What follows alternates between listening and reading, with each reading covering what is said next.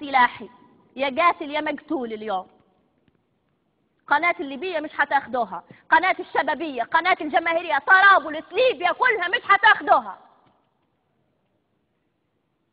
كلنا هنا مسلحين، اللي ما عندهش سلاح مستعد انه هو يكون درع من اجل انه يقوم بحماية زميله وزميلته في هذه القناة. كلنا مستعدين ان احنا نستشهدوا، احنا ندافع على الله. الله النصوص القرآنية واضحة، الرسول عليه الصلاة والسلام في أقواله كان صريح وواضح.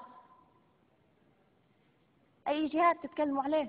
أما جهاد الجيش الليبي يتردد 1000 مرة قبل أن يطلق طلقة، لأنه ما يبيش يقتل أخوه الليبي. ولكن أنت جايني مسلحك الناتو ومسلحاتك إيطاليا ومسلحاتك فرنسا، وجايب معك الأباتشي وجايب معك طيران من فوق يقصف تجورة. اليوم كانت شبه الناس اللي قدرت ترقد، اللي قدرت ترتاح من القصف. والعرب والمسلمين